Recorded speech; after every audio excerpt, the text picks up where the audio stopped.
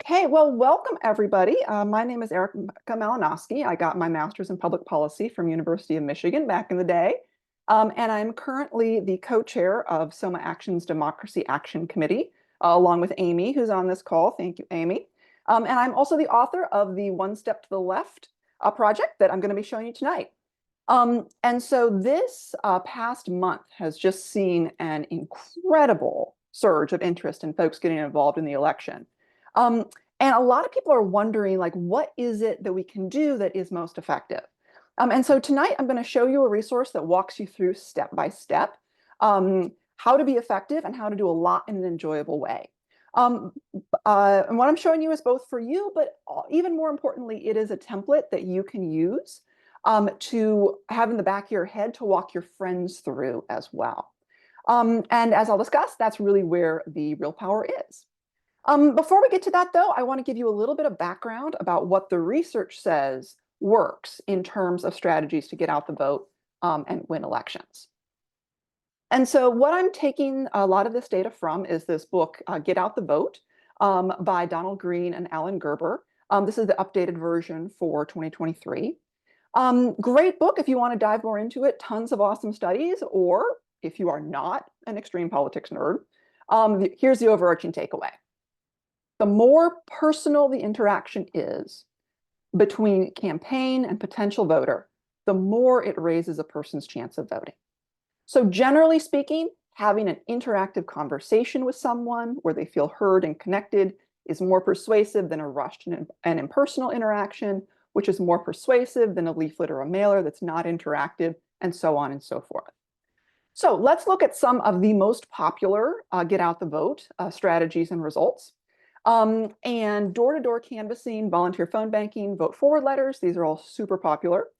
And when we look at the effectiveness of them, what we see stacks up very much with the quote that we just saw in the previous slide. For canvassing, this comes from Gerber and Green's book. They're finding that on average, a canvasser needs 17 people to open the door and talk to them in order to get one additional vote. For phone banks, which is a less personal contact, that goes up, an average of 36 people needing to pick up the phone and talk to you before you get a vote. And then vote forward letters, we're looking at about 125 letters on average to get that one vote, which makes sense as each of these is sort of a step down in that level of personalization. The vote forward letter info, just heads up, that comes specifically from Vote Forward. The other two pieces of data come from the larger collection of studies that are in the book. There are a couple of caveats I really want to say here, though. The number one is that all of this research specifically measures impact on turnout. So whether people showed up to vote who wouldn't otherwise have. When it comes to persuasion, which is to say changing people's minds about who to vote for, there's a lot less research because of the secret ballot. Researchers can't go and independently verify who people voted for. There is some things that they can do with like asking people and things like that, but it's not the same quality of research that they're able to do with turnout. And so what researchers do find, though, in the persuasion strategies that they can sort of investigate is that they typically actually show no effect. So if you see people saying we're really focused on getting out the vote, persuasion, whatever, that's why. We don't have much of a solid research basis for what actually persuades people to change their mind, other than this thing called deep canvassing that I'll discuss later. At the same time, like, I wouldn't be comfortable just telling you like, oh, don't try to persuade people, because like, you know, we do see persuasion happening. You know, there are polling shifts. There are, like, we've all had those conversations with someone where we're like, who am I gonna believe? You or my lying eyes? Like, we talked to them, I talked to them, and they changed their mind. We do know those things happen. Just the thing to keep in mind is that for all of these data comparisons, like what we're looking at is turnout. If there are persuasion effects, beyond that, they're not being picked up. So all data all the time, it's the best that we got, but we do always take it with a grain of salt. So let's dive more specifically into these three caveats for these three things that I just put up for you. For door-to-door canvassing, this is 17 contacts to get one vote. If you are sent to an area where between 30 to 50% of people would have turned out anyway. That's critical. Where it's targeted to and how well the campaign you're with targets things is absolutely critical. Because if it's a higher baseline turnout, if it's in the 60%, the 70% range, then it can take 3 times as many doors to get your one additional vote. So really, really important. Targeting is incredibly important. And that's true generally speaking. For phone banks, the caveat is that we have high quality data, but research takes time. So some of the best quality studies are from the early 2000s. And for reference, the iPhone was invented in 2007. That's how quickly technology and quickly social norms are changing around phones. So things are changing very fast. Pickup rates are declining. And there's also just a lot of variability in phone bank quality. That's a big thing. Vote forward letters, this 125 is very specific. It is vote forwards, personalized and tested messages. They have done an enormous amount of work making more personalized messages, kind of in line with what we saw earlier about what, the more personalized contact is more effective. And it does not generalize to postcards or other mailings. The good news is that this data, the 125, is specifically from the 2020 presidential election year. So it's already taking into account the higher base level of turnout for presidential elections. And what we do see is that typically in off years where fewer people are voting to begin with, we actually do see even better effects. Vote forward letters, some of their best results, Virginia 2019, they're down to like 53 letters per vote, which is very, very good. Data on postcards, though, is more mixed. So some studies do show an effect, others don't. Whether the group that's running the campaign sets it up well seems to really, really matter, especially in terms of how well they target their voters and what message they're using. Getting people to handwrite stuff does seem to do better than just a printed card. All those hours are doing something. How much is unclear. Some of the numbers that are running around are looking at about 71 cards per vote, but that's not specific to presidential election years. So we can't say for sure what that would be looking like when we do them right now. But that 71, that's in line with what we see for vote forward and off presidential election years, that kind of thing. So there's some reason to think that it's going to be in there, but at the same time, the data is mixed. As a baseline, printed cards with a nonpartisan message and no writing, we're looking at about 260 postcards per additional vote. Partisan, non-handwritten mailings don't seem to have any effect on turnout at all, as far as we can tell. With handwriting, we don't know. It might be somewhere in the middle. The data we just don't really have that. So when doing postcards, the number one takeaway is to check that whoever is distributing them has done their research on whether the messaging and targeting is effective. The one thing I can say pretty much for certain is I do not recommend that groups just set up their own postcard campaigns and just go and write to a bunch of people. You really, really have to test and check the targeting in order for that to be effective. So with those caveats, here's one other consideration that's really super important that we haven't touched yet. What matters is not just the number of votes per contact. It's also how many hours it takes you to make those contacts. Here's where things get a little bit fuzzy. The research done for campaigns is about cost effectiveness in terms of dollar amount. But, as volunteers, we're really looking at my 2 hours, what's going to make the most difference. And so, it is a little fuzzy, but when we look at our experience in Soma Action, for canvassing, it's really not uncommon to be getting around half a dozen contacts in a 2-hour period. Phone banking can be faster, more like half a dozen in an hour. A bunch of those are take me off your list, click, but that's why there's the higher number of contacts per vote. And Vote Forward estimates about 20 letters per hour, as obviously when you do these things, you get a sense of whether or not that's stacking up with your experience. But what I found really interesting is that when you just take these very rough estimates and turn them into how many hours of my time does it take to get one additional vote, they actually all end up about the same. It's about 6 to 7 hours fairly consistently to get one additional vote on average. And that is very rough. Take it with a huge grain of salt. There is an incredible amount of variability within any of these techniques. So like if it's a rainy day in a friendly neighborhood, you have 8 people answer the door in an hour, like that's fantastic. Or, you call that one person and you got your voter right there, in the first 15 minutes of the phone bank, bam. But my big takeaway is that the reason these are the standard activities is that there are 3 things that volunteers do consistently. And per hour, they're in the same general range. Like I said, there is much more variability within each technique than between techniques. And so the reason that campaigns, at least in my view, haven't just like picked one of these and been like, we're done with the rest of them, is that they have different advantages and that they catch different people, both in terms of some people will answer their doors, but they won't answer their phone. Some people will read a letter, but not answer their door. And what volunteers are willing to do varies. Some people love letters, but you won't get them out to door canvassing. Some people happy to canvass, but no way am I picking up that phone. Some people are housebound and are like, give me the phone bank. Like, I'm on this. So what we're really seeing is just that we have a variety of activities and we need to continue doing a variety of activities.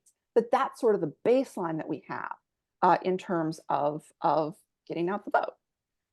Oh, I didn't put text banking on here, but text banking is about 381 texts per additional vote for those of you who are big fans of that. So overall, what works for getting out the vote? Lots of hours and lots of people. If you have the time and willingness to put in 6-7 hours a week using whatever method, you can, on average, turn out one swing state voter per week between now and the election. And this may seem pretty intimidating, but remember, you can also recruit 6 people to turn out for 1 hour and accomplish the same thing. We're not doing this alone. The Harris campaign signed up over 1,000 or 100,000 new volunteers in her first week. And if everybody chips in a little bit, the key is lots and lots of people doing whatever we can persuade them to do. Amy, I see your hand. Yeah, thanks, Erica. No, this is really important. I just wanted to say what you just said, which is that it's not just our individual effort. Like we don't see the multiplier effect, but if tens of thousands of us are doing this in a very close election, it does change the outcome of the election. I mean, I think we know that. So you just said that. So thanks. Yep.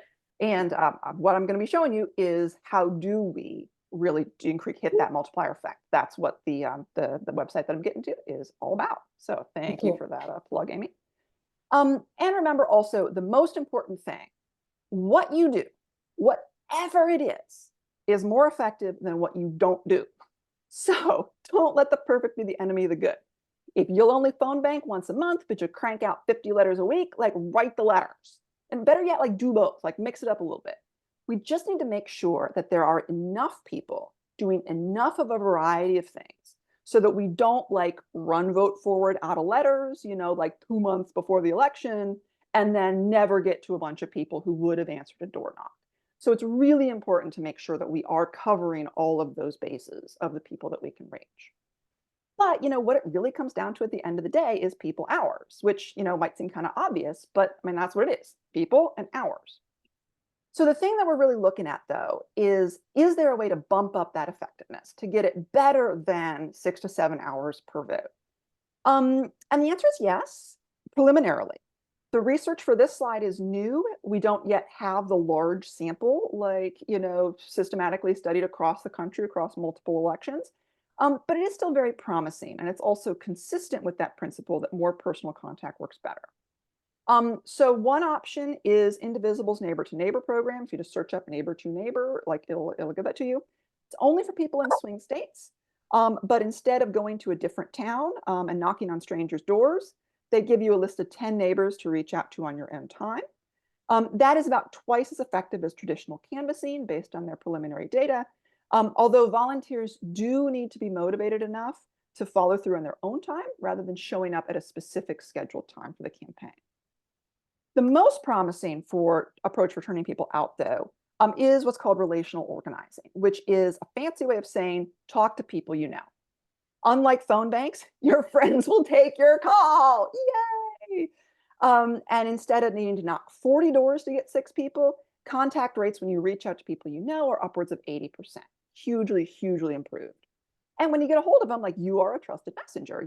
People are far more persuaded by people they know and trust than by some random stranger on their doorstep. Although it's amazing, like, we do turn people out by random strangers on doorsteps. So, great. Um, so when this is done well, and there's a caveat there, we are talking on the order of 10 attempts to reach out, leading to 8 actual contacts, leading to 1 additional vote. And that's as opposed to like 120 doors or like 300 calls in that neighborhood. And the experiments done with this show impacts from as little as like a text reminder telling your friends to vote. So there's the potential here to have some incredible efficiency in terms of turning people out. If, and here's the caveat, they weren't already planning to vote. This is where the challenge with relational organizing as a strategy really kicks in. There is no guarantee that the people you have the relationships with are the right people to target for turning out the vote. And that's where we saw earlier, targeting matters. Targeting matters so hugely. Relational organizing is extremely effective precisely because it is so personalized. But in order to really leverage that personalization, you also have to personalize what you're asking people to do. It's going to be different for different people. And that is where the tool I have for you today comes in. Before I get to that tool, though, are there questions about like sort of the background research and what I've gone on so far?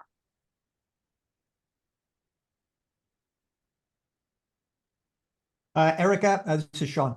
Yeah, I think this is all great information.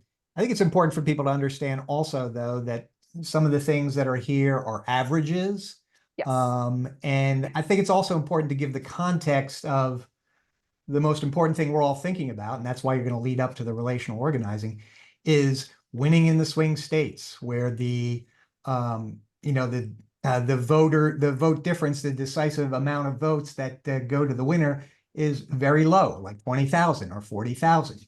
And so going door to door, making phone calls, sending postcards, it all still matters, irrespective of whatever data we want to pull up. I've been to Pennsylvania a gazillion times. I've been all through CD7, and having contact with people, seeing them, talking to them, makes a difference, especially in close races. So I just wanted to emphasize that for people who might be looking at the data here and feeling like it's not encouraging. Yes, thank you, Sean. Bill, and then Amy. Yeah, is there any research on what, for one of a better term, I'll call a multiplier effect? So if you have to do 17 contacts to get one person to vote, is there any indication that that one person might, talk to other people? I mean, I know that's very sketchy, but I'm just wondering if there's any research on that. Yes, we do see some impact. Like if you talk to one person in a household, it's spilling over to other people in a household. It is the case that like with randomized control trials, it's like they specifically are not measuring spillover effects. There have been some studies where it's like, well, people got really anecdotally, people got really into it and started talking to the control group too. And then so yes, Bill, it is the case that like there are definitely, like when we see these things, what the research can say is what the research can say. Other effects may be there that just simply can't be measured. And I also do want to say that like, I think the takeaway that I want people to have here is whatever you're interested in doing actually is great. Just do lots of it. And if, what you can do is what you can do, get lots of people to do lots of it, because that is very much the thing of where we'll talk about this in a second. How do we recruit other people? Because that's where we really make the big impact. Amy, do you have something? Very quickly, just that some of this research is based on the 2020 election, which was a very unusual election. It was COVID. I'm remembering that now with these big rallies that I'm loving. We didn't have that, so I just, I'm a political scientist too, and I'm just questioning how much the data needs to be filtered through that, and I know you are too, but just to put it out there. This is an entirely new landscape, 2024. So, Yep. but this is all great. Thank you, Erica. Yes. Yes, thank you all. Yeah, and again, like this is not to discourage people. This is to say, like, we need more people, more hours, and that does work very much so. And also again, that like there is huge variation. So, you know, these are like ballpark kind of thing. Like if you're going through and you're like trying to motivate yourself, you're like, you know, crank out those postcards, like, woo, I got another voter, like that kind of a thing. It's more of a motivational thing for targets to hit rather than a like, oh, you know, I feel bad about not being able to do enough, that kind of thing. Okay, so putting this all together, this is the tool I have for you today. We know the most persuasive messenger is someone a person knows and trusts. And we know that talking to people who aren't already doing what we want them to do is a prerequisite. So the question is, how do we find the people who know the people who need to be persuaded? And that's what we're really looking at is mass mobilization. We need everyone we know to be scouring their networks for people who are undecided, who they can persuade easily or more easily at least, and turning out to do those things.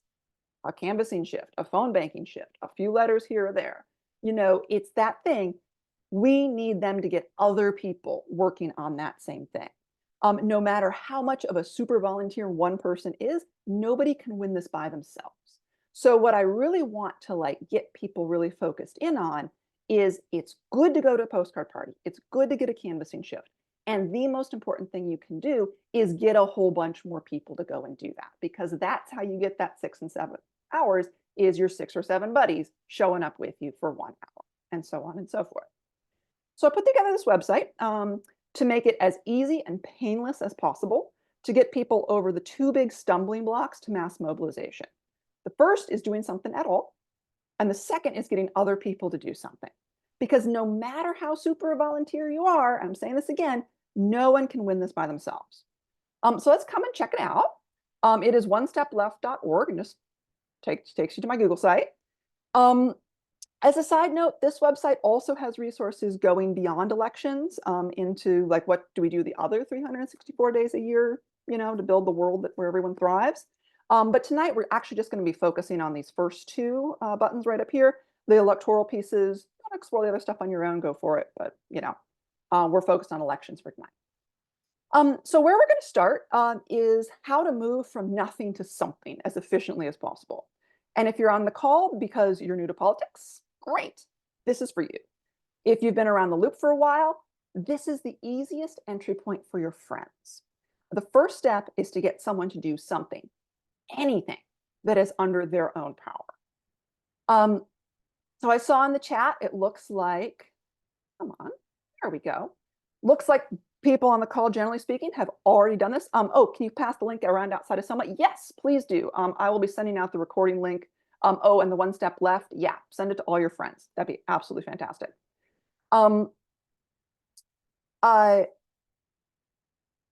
Printing and writing 5 vote forward letters, or if you've got postcards, 5 postcards, any of those are great. Soothing, it's fun. It's consistently the thing that we at Soma Action can turn out the biggest crowds to do. But, and here's the thing, that's not all it is. It is also your most powerful organizing tool because it is so easy. Once you've done it yourself, the most important thing you can do is to start organizing other people. Find a friend or 3 and say, I've got these letters to write. Will you help me? Because all organizing is using your relationships to persuade people to do something they wouldn't otherwise have done. Turning out 1 other person for a letter party in your living room is organizing. That is where power comes from. And it's something that you initiated. It's not just showing up to someone else's event. It's also where you start building your team of people who will keep you motivated and accountable to following through on actions in the future. So once you've done that, the next little step is, with your friends, write down a list of everyone you know who lives in a swing state or swing district. Writing letters to folks in swing states is great. The most persuasive messenger, as we saw, is someone we know having an interactive conversation. So you sit down with your buddies, you make your list of everybody you know in a swing state, and voila. At this point, in that few number of steps, a complete newbie to political activism is on what I have here as the most effective track. So if you go back to the main menu,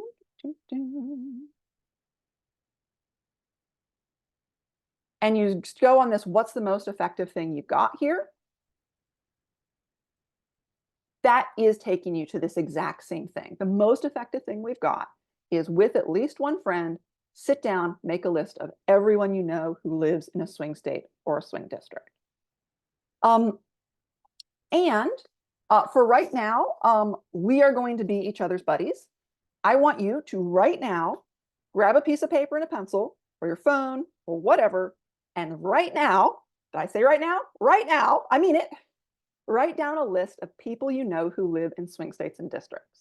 Yes, Holly, I'm about to show you what the swing states and districts are. Was that your question? That. No, my question is, everybody I know in a swing state already is doing what I'm, or they may not be doing what I'm doing, but they're already persuaded. Perfect. They still have one step left to take. We're going to get there. Okay.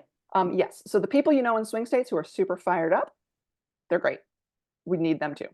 They've got actually really important stuff to do. Swing states, looking for them, Arizona and Nevada. For those are the big ones. They have both president and Senate races that are competitive.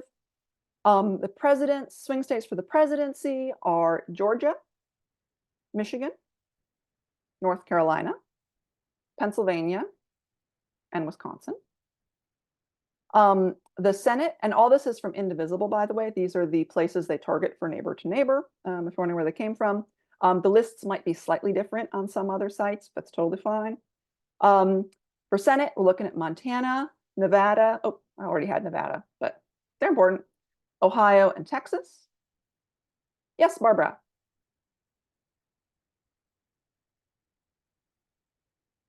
Yes, I was going to say I have an app on my phone called Swipe Blue, and it does that for you based on your contact list. So Great. I have 15 people, Perfect. surprisingly, that I didn't realize lived in another state, in a swing state. Perfect. Go for it. That's great. Swing districts, there are as well. So there are swing districts in Alaska, Colorado, Maine, little itty bitty Nebraska, second, New Jersey, seventh, which a lot of us are near, huge one, New Mexico, Oregon, and Virginia. And then also in Arizona, California, Washington, New York, and Pennsylvania. Yes, you can also load your contacts into the Reach app. We have Empower as well. Yep, and Indivisible. Yes, so there's a lot of great ways to get that. I tried to make this website as friendly and easy entry for people as possible. So if people are comfortable signing up for apps, that is fantastic. Like, please do. There definitely are a number of relational organizing apps that different campaigns have and different organizations have. And so if you're comfortable doing that and or inviting people to that, go for it. What I'm walking you through here is some of the just like lowest barrier to entry for folks who are not comfortable with that kind of thing as well. Once we've got that, once you've got your list, what is it that we do with them?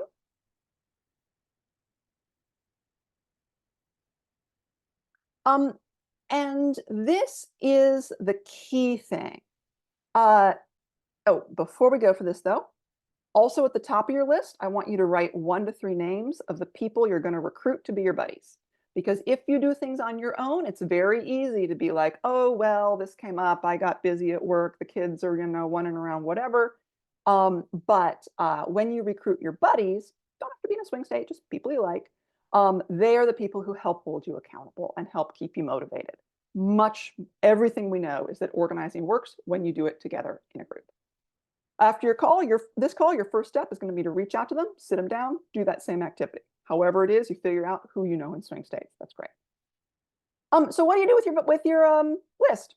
The key thing is that different people are going to have different asks. So where you want to be cautious is if you just have an app where you've loaded everybody in and then you tell, hey, everybody, go vote. That might not be the right ask, especially if a lot of the people you know are already voting and already voting for the Democrat.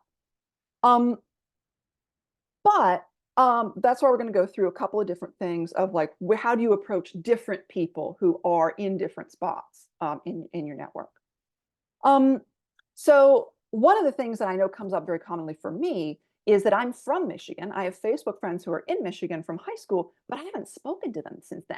Like, am I going to message them and be like, hey, I haven't talked to you in 20 years, please vote? Like, no, that doesn't feel respectful of the relationship at all. So what I'm going to do with them, and what I was doing with them last time I was in Michigan, is I'm going to reach out and just chat. Then one step to the left for them is simply to have a relationship. Relationships are power. That is where organizing power comes from, is it's people having relationships and being able to influence each other. So the first step may be to have a relationship or to renew a relationship at all. It's also a lot of fun. Like, this isn't like a wahaha manipulation like sort of thing. This is, I genuinely get to enjoy people's company who I didn't get to talk to in a long time. And connecting meaningfully with other human beings is a huge dopamine hit. Our brains are hardwired for it. And then once you're connected again, that's when we sort of have that sense of, okay, well, what of the other categories do they fall into? So the next thing, thank you, Holly, for bringing this up. A lot of the people you may know are other strong Democrats. And it's really tempting to be like, oh, I know them. They're like certainly voting, they're out canvassing, like whatever. There's no point in reaching out. Wrong. Their step to the left is to start reaching out to their contacts. You lead them through the same thing you just did, making a list of people they know, because if you can get 5 people to recruit 5 people, then the number of people in the network looking for those undecided voters expands very, very quickly. So political campaigns actually spend a decent amount of volunteer time on trying to call other volunteers in order to get them to come and do those sorts of things. So it's very much that, how do you help your people who are already aligned with you in swing states be even more effective, whether that is providing emotional support, whether that is hooking them up with canvassing opportunities, whether that is reaching out to people in their network, all those kinds of things. And again, we're not looking at 100% here. You're making judgments about who am I going to be most effective in reaching out to? What am I persuading to do? What's a good fit for them? And you may find those Uber volunteers where you're like, you tell me what I should be doing because you're awesome. That's great too. Fantastic if you have those in your network. Also, it's helpful to just track your conversations. So there's I have a little Google form for Soma Action and anybody else who wants to pop in. But when you track what you're doing and you can see what other people are doing and you can see your collective impact, that is incredibly motivating. So some of what Amy and Sean and everybody were talking about earlier, which is just that yeah, if you think about, oh man, me, what can I do? It's so much work and I feel discouraged about it. No, we look at the collective impact and we look at the I got this person to do that and they got that person to do that. And lo and behold, look how many people we've contacted. Hugely motivational. Great if you can do that. There are also a couple of apps. There's more information on our app down. If you have other ones you're using, that's fantastic. And then we can also match that data to voter records as well. So the ultimate goal of all of this, though, is to be able to find those undecided voters. So what do you do when you can find that undecided voter? And this comes back to something that I alluded to earlier in the presentation, which is what actually works to persuade people. And we do know what doesn't work. Arguing. People get backed into a corner, they dig in their heels, they're like, no, no, no, no, no. When people argue, they often end up more solidified in their own position than they were at the beginning. What we have data for in terms of what does work is something along the lines of deep canvassing. And so there are resources here. It's a longer thing than like I can like give you like a 2-minute like spiel for. But there's a really good article that's linked up in here to check out for an overview. The general idea though is it focuses on patience, personal connection, and listening. So it's really that like listening and curiosity and personal connection. There's a little video at that link of an actual conversation that a canvasser is having with a stranger at a door. We're looking at the research on it is somewhat like again, it's not the like huge research base that we have for the other techniques, but it's also based on ballot issues rather than candidate advocacy. But we're looking at 10 to 20-minute conversations resulting in up to like an 8% durable shift in support. Showed up for things like including undocumented immigrants and safety nets, supporting anti-discrimination protections for trans people, that sort of thing. Some fairly powerful stuff. And interestingly, they did not do this to try to persuade people to vote for a different person. But even though they weren't doing that, it seemed to have at least some indirect impact in terms of lowering support for Trump, especially because of how much he appeals to a lot of those discriminatory things. The data, it wasn't a big enough sample to get out of the margin of error to be statistically significant, but their point estimate was a 2.5 percentage point drop in support for Trump, which for a close election, huge, freaking huge, even though his name wasn't mentioned. And there are more resources here for like learning about that, trainings you can sign up for. Even beyond this election cycle, it's an amazing tool for driving progressive change long-term, future elections. And again, when you're done, track your conversations. It's right up there. We can get some team competitions. Amy is the queen of team competitions going if you want, or if anyone wants to know about their data or has ideas for like what would be like, helpful to get people motivated and be able to see like, oh, I did this. Just reply to any of the emails you got about this meeting. I'm happy to like hook you up. I love data, all that kind of stuff. So these are the main tools. The approach for people who don't vote. Yes, Project 25, very motivational. The approach for people who don't vote is very similar to that for undecided voters. It's just they're undecided about voting, deep canvassing, listening, curiosity, that kind of stuff. MAGA supporters are really not where you want to be focusing your energy for the next 3 months. But there are steps left for them to take in the long term that are more issue related, not supporting overthrowing the government, things like that.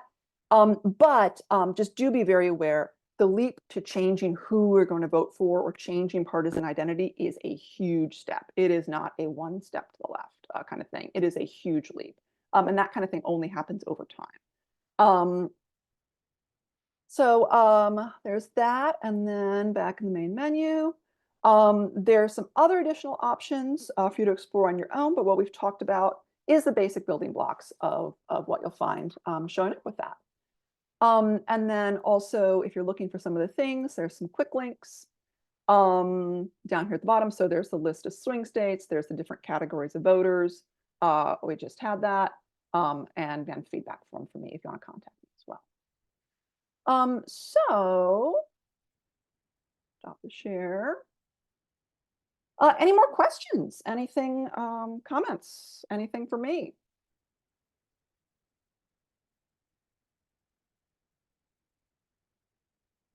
Do we go to One Step Left, the webpage, and access all of these programs to listen to? You mean in terms of the deep canvassing resources? Right, those techniques to use. Yes, the deep canvassing resources. Yes, I can put a direct. I'll snag a direct link for that in the chat as well. And I will add it to the website. Because I know exactly where it is, but yeah, it's good. Oh, here. Um, Because, for instance, I have relatives in Pennsylvania. mhm, So I'm gonna contact them. I have a feeling that most of them are gonna vote Democratic, but mhm.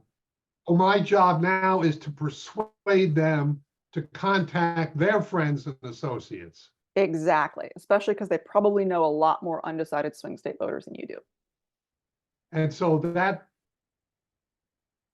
then I can email them or send them these these items, these things to help them do what they need to do.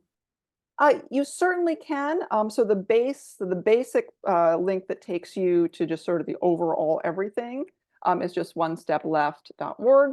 Pop that right there. Most effective though is if you reach out to talk to them. So if you say, hey, let's do a virtual letter party, for example, like everybody print out 5, we're gonna, sit down and chat with each other while we do this. Or you say, hey, pick up the phone, like let's have a phone call and together write out our list of people we know. The more personal the contact, the more persuasive it is. So, social media, email, like those are less personal, they're less persuasive. You can get more Well, people, so I mean, do them by all means. But the more personal, the more you can actually talk to someone, the more effective it's going to be. okay. Any other questions? Okay, so Erica, I'm thinking good. maybe, Yes. yeah, I'm thinking this is fantastic, and thank you so much for doing it. And the website is really amazing. I think it could be useful to think about maybe setting up another meeting a little further down the road here, not too much further, where maybe we can talk about how to model some of those conversations or how to model reigniting those old relationships.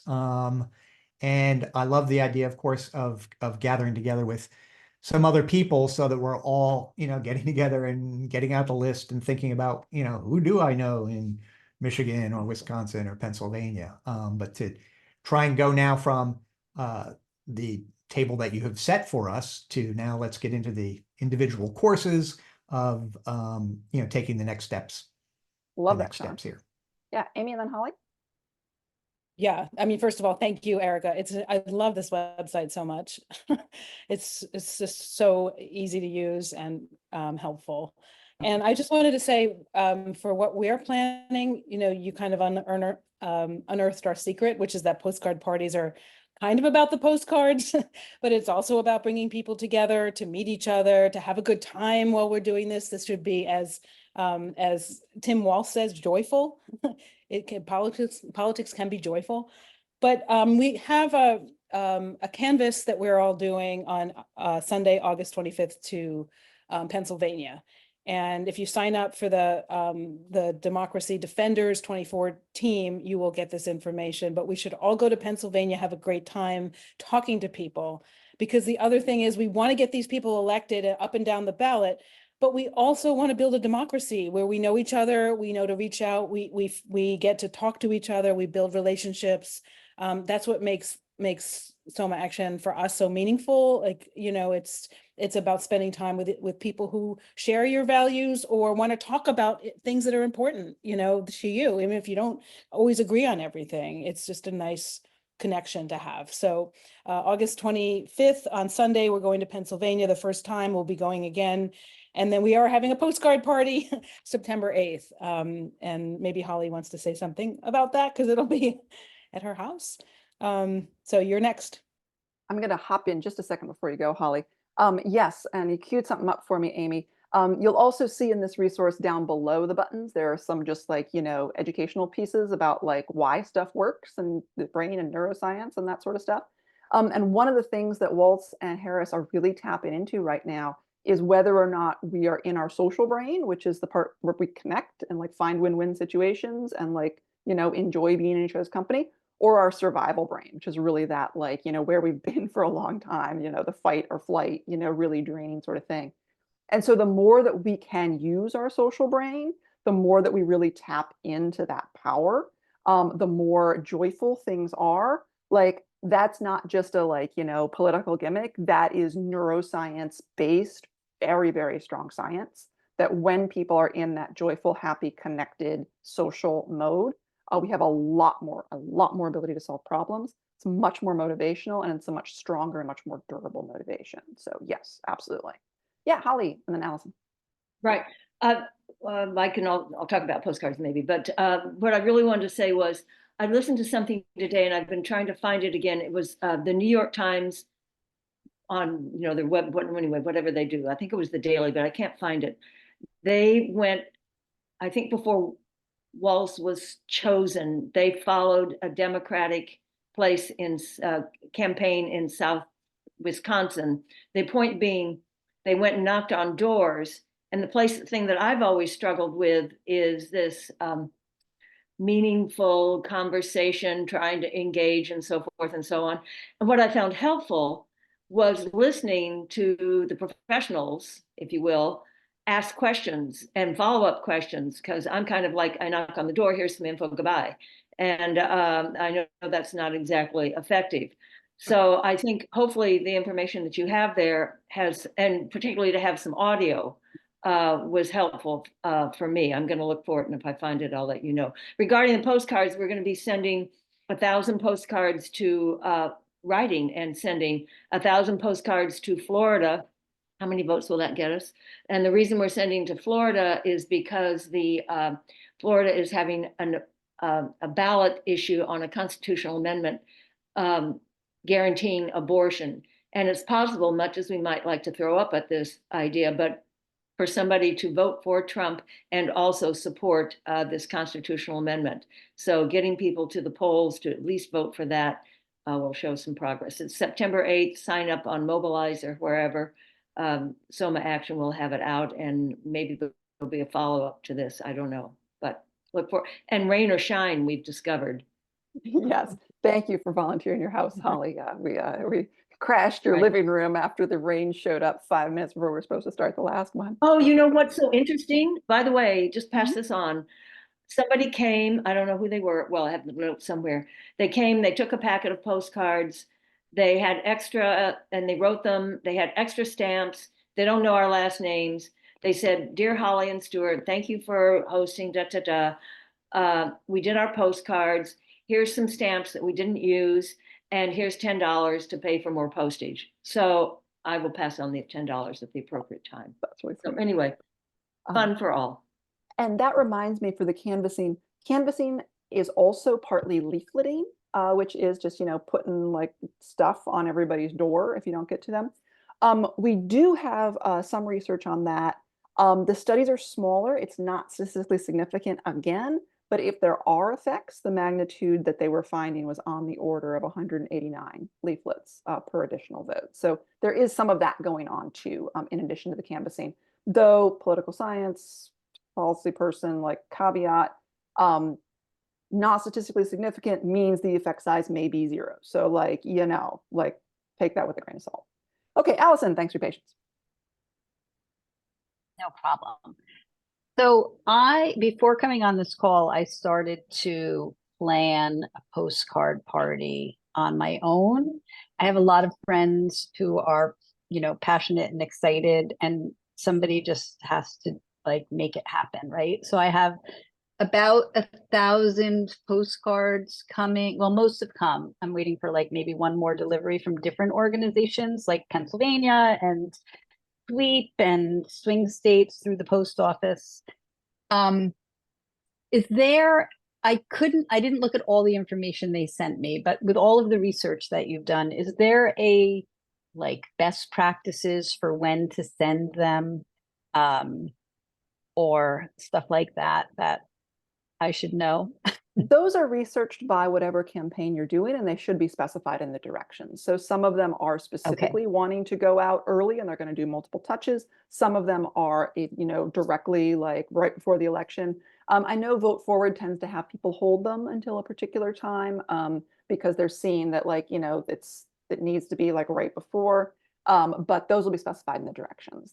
That's tends to be fairly clear. All right, I'll just go through it more carefully. I Yeah. kind of peeked through, but didn't. Yeah. All right, Um, thanks. And again, like postcard parties are great. The thing you really want to leverage is okay, now we've got 50 people in a room. What's the next step for them? We have found with Soma Action that it's actually really hard to get people to stop writing postcards and like do something else and like have a meeting or like anything like that. So what you want to do with them, you do want to like, hijack them like first thing when they come in the door of like, we'll give you your postcards once you tell me who you know in swing states and like things like that. So I mean, joke. That's a great idea. Yeah, But yeah, great also idea. if you can get people to buddy up. So, go find somebody, write postcards with them and do your list and who you're going to reach out to. Or, hi, who've got a big stack of postcards? You need to take this, recruit a person, and sit down at your house with another person to do all the things. So they are as much a recruitment tool as they have an impact themselves. Okay, anybody else? Erica, I just wanted to encourage people. I've been going to Pennsylvania for years now, and this is the one opportunity in your life where, listen, we're all jazzed about the new ticket. It's great. This thing could still be very, very close. We need people to go on the weekends to Pennsylvania. It's not too far a drive down 78 before you get to Easton. There's even the opportunity to do a double shift and do a campaign in Phillipsburg for Sue Altman, and then cross the river and campaign for Biden Harris and Sue Wild in Pennsylvania 7. And, going door to door, meeting people, the things you see, the things you hear, it's an amazing experience. And yeah, it's not all, peaches and cream sometimes, but you're out there and people will, be happy. Sometimes people will be happy to see you. Sometimes they won't be happy to see you. But this is what democracy is. And this is going to be close. We're going to have the opportunities for you to buddy up with people, cars going to Pennsylvania. So, please sign up for the Democracy Defenders campaign. And we'll see you in Pennsylvania. Yep. And absolutely none of these things are mutually exclusive. So, if I canvass on weekends, I have small children. But I can call my friends during the week. Phone bank is at 5 p.m. Eastern, 10 a.m. in the morning. I'm like, hey, you want to get together? So all of these things, like they're all need to be done. And I do want to put in another plug for talking to strangers, even though it is harder to persuade people. There are people who are being reached by canvasses and phone calls who are not in our social network and are not in our extended social network. And so it's saying, where do we find those undecided voters? And so we get all the ones in our social network, we get all the ones in our friends' social network. And then you're like, I need more undecided voters. And I go knock on the door and I go find more undecided voters. But it's really that mindset of like, what are we doing here? It's not just like, ooh, take my leaflet and go. It's like, we're looking for undecided voters who don't know if they're going to vote or not, and we're going to make it happen. And canvassing is also a fantastic way to get a buddy. And you get to know them really well, walking door to door, with them. That's how I made some of my best friends is, chat with each other while wandering around someone else's neighborhood. It's great. Okay, Amy. Yeah, I mean, I take my daughter now. We have a great time. I've Allison, I know Allison Grant, right? I take Jody and I go together. We have such a blast. It's like our most fun. It's crazy, but it's really something, it's joyful. It's the joyful warrior, as Gretchen Whitman said. I'm going to share one more thing and then that's it. We're doing farmers markets, which is another really fun way. I don't think there's any research on this. I would be shocked if there was, because it would be so hard to collect, but you talk to so many people. And we had conversations last Sunday that was so gratifying. Just like people who wanted to talk, who were thinking about it, were like, yes, or people who were like, it was everything at the Summit Farmers Market. And then you get to do your shopping after that. So I'm putting a link in the chat here, Sundays in Summit, or this Sunday in Summit from 10 to 12, sign up for an hour shift. It's really fun. I mean, it's a really fun way to spend the morning. So that's it. Thank you, Erica, so much. Well, thank you, everybody. The last thing I'm going to have you do before we wrap up is just in the chat, I want you to make a commitment. What action are you going to take next? And when will you do it by? So drop that in the chat. And when you say it, there makes you more likely to do it. So go ahead and stick a reminder in your phone, stick it on your calendar. What are you going to do next? There are all fantastic options, from reaching out to people you know, to signing up for that canvas, to going to the farmer's market, and all of them build on each other. You have fun in one, you go and do the next one. You know, you get to know people, they invite you to stuff. Amy's like, hey, we're going canvassing this weekend. Do you want to come? And I'm like, well, now I am.